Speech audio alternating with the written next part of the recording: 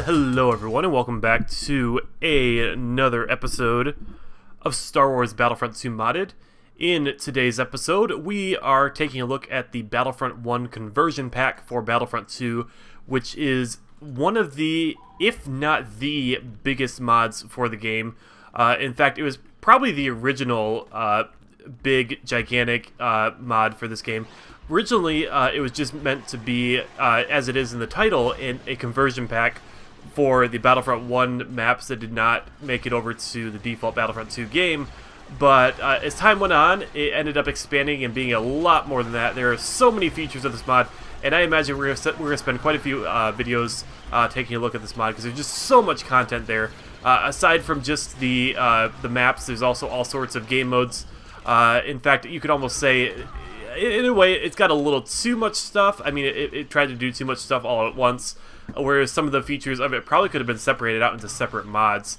For example, there's actually a Knights of the Old Republic a game era, in addition to the Clone Wars and Galactic Civil War, which is, you know, almost something that could have been its own mod, but it was thrown into this. I mean, that does kind of make this mod like the mod you need to get in order to really enjoy modding for Battlefront 2. I'm sure in some ways maybe it's a little bit outdated. I'm sure there are much more technically proficient mods out nowadays, but this mod was like the original big, humongous mod that had everything. And of course, we also have new units and some new skins. A lot of the units are kind of the default units with some additions, and then we also have some new heroes such as Dirge. Dirge is a character from the animated Clone Wars series. I think that's where he first came from, by which I'm referring to the older animated Clone Wars series, the one that came out, I think in 2003. But yeah, he's got a blaster, a repeating blaster, and he's kind of hard to see around. But yeah, he's got a repeating blaster that overheats and does not have ammo counts, so we can do a bit of damage with that. And I think he also has a jetpack. Yep, there we go. And it seems to function like the Dark Trooper's jetpack, which is pretty neat. Let's go ahead and drop some mines down here because we have a couple of those. We can guard this command post. He's also got rage to increase damage, but that's not... that's actually a little quirk that I don't think I've mentioned before about this game, but if you use a buff, like the rage buff that boosts your damage, it won't do anything unless you actually affect some teammates with it. At least I'm pretty sure that's how it works. That's how I remember it working. Because if I do this now... Or maybe I'm getting the thing. I don't know, because I actually think I have the little effect, because you get a little like blue glowy thing or little green glowy or red glowy thing around you when you have those buffs enabled, but there's an option to disable that with the 1.3 patch, which is an unofficial patch that you actually need to run a lot of mods out there nowadays. I don't know if I mentioned that before, but it is necessary to run, you know, I believe it's necessary for this mod, it's necessary for the Ultimate Battlefront the Clone Wars mod, and the Dark Times mod, which is probably one we're going to be taking a look at after this one, and a lot of the other mods, especially the ones that add custom errors and all that kind of stuff. Anyways, we're trying to take this command post over here, drop you a couple mines in there to hopefully take out some guys as we're getting in here. Although engineers can walk over mines just fine and not trigger them. And I really wish we had a secondary weapon to switch to if we needed it. Because I keep overheating my primary gun. At least we have some allies coming in here to help us out. And I do want to, before we end this mission off, I do want to make sure we get down to the Carbonite Freezing Chamber, because that's one of the cooler locations in this map. Of course, if you have played Battlefront 1, you already know all the locations in this map, but... I don't know. I mean, it's obviously not a custom map. This is a default map from Battlefront 1, but yeah, let's go ahead. I think it's... Is it right down here, or am I mistaken? It might be on the other side over there. We gotta take a look at our mini-map. Yeah, it's over on this side. Alright, and we could capture this command post while we're going over there, but we are running out of time, so let's go ahead. I mean, I'm sure I might come back to this map at some point, because this is one of my favorite Battlefront 1 maps. I really love maps, especially in this game. I feel like this game does urban combat really well. I know I've created a lot of maps that are like wide open fields and big battles, but I feel like this game really does close quarters combat a lot better, and therefore a map like this is a lot more fun than, say, I don't know, just any wide open map in general. So here we go. Here's the Carbonite Freezing Chamber, and I believe there's an animation that takes effect that actually drops Han Solo in there and pulls him back out again or something like that. But I don't see I don't see the apparatus in there, so maybe that's not working. I don't know. I'm not quite sure. But we are finishing up this mission, so we will be going to Bespin, not Cloud City, the platforms map after this one. And yeah, we'll probably try to aim for 2 to 3 missions, and I'll probably be doing Conquest mode on most of the Battlefront 1 maps to show them off.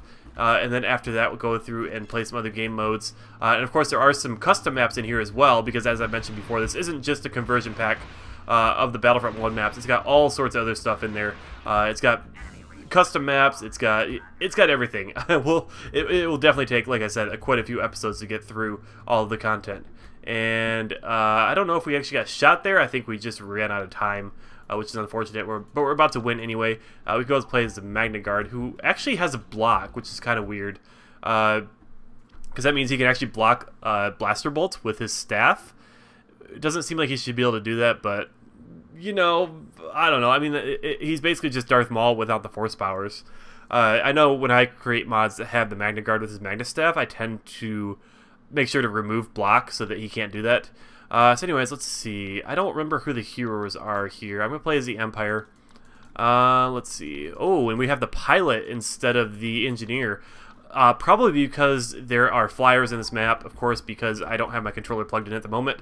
I'm not going to go fly a spaceship because it would end up with me crashing. There is a custom ship up there, the TIE Phantom, which is probably not canon anymore. I feel like most of the stuff... I know sometimes there are people who are really strict about being sticking to canon with their mods, and nowadays that doesn't even matter at all because it's a completely different canon, and I don't know, I mean... Nothing wrong with that, of course, because I feel like the Star Wars canon was probably getting a bit bloated because just there was so much stuff in it, and honestly, I mean, I knew a decent amount about certain eras. I didn't really know much about the post Return of the Jedi stuff, but I knew about a lot of the pre-Phantom Menace stuff and a lot of the stuff in between there. I used to read a fair amount of Star Wars books and all of that, but nowadays not so much. I think I picked up the novelization for The Force Awakens, though. I don't think I ever finished reading through it. It kind of felt like it didn't add too much more that wasn't in the actual movie, so I didn't really feel like I wanted to keep playing it or keep reading it. We could play as Yun. Okay, so it's the standard Jedi from if you remember the Order 66 mission from the campaign. This is just a standard Jedi, but colored black and with a yellow lightsaber. I don't know if this is a character from the Star Wars Expanded Universe or if he's just a random... I don't know, because he is literally just a recolored character. Yeah, a recolored Jedi from the default Jedi. I don't know. I'm not sure. I remember seeing this guy now that I've actually spawned into him, but I don't remember where he comes from. If you're an expert on the Star Wars Expanded Universe before the Disney takeover, then maybe you know who Yun is. In fact, I might look it up after this episode if I remember. Although I don't know if I'd bother mentioning it next episode because I feel like people probably watch these out of chronological order. You watching this episode doesn't necessarily mean you've watched, say, the Saga of the 607th playthrough or anything like that. And yeah. So we are capturing the command post over here. This map is mostly, what's the word? It's mostly reflected. It's the same on both sides. What's the word I was looking for? I was going to say parallel, but I don't think parallel is a word. It's symmetrical. That's the word I was looking for. Oh, I think we're going to be shot by a flyer out there. That's one thing about maps that have flyers in them, which, by the way, Battlefront 2 did away with. All their default maps in Battlefront 2 do not have any flying vehicles on them, whereas a lot of the maps in Battlefront 1 did, so it's kind of weird that they did away with that. Let's see if we push a Wookiee off the edge. Whee! But yeah. Oh, we got Chiss over there. Yeah, there are all sorts of new units. You have the standard 6 units from the default game, but then each side also has a couple of additional units, like a commander unit, who I believe has the orbital strike droid, much like the one in Ultimate Battlefront the Clone Wars. Of course, this mod came first, so if anything, Ultimate Battlefront the Clone Wars got that orbital strike idea from here. In fact, Orbital Strike, I think I've mentioned this before, but Orbital Strike is a weapon that was in the default game, but it just wasn't working, and it wasn't actually given to any units in the default game, but it was something that was uncovered by modders and used in various mod maps. And that's a K-Wing, which again is another vehicle that I believe is no longer canon.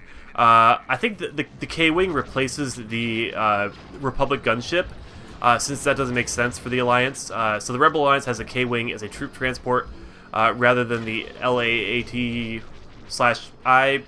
whatever the designation is. I'm not quite sure.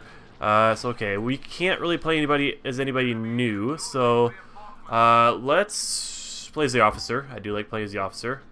And let's see if we can get it in there, although we are pretty close to winning. I was going to say, let's get in there and try and get up enough points to possibly play as one of the other units, but I guess we're going to have to save that for another time.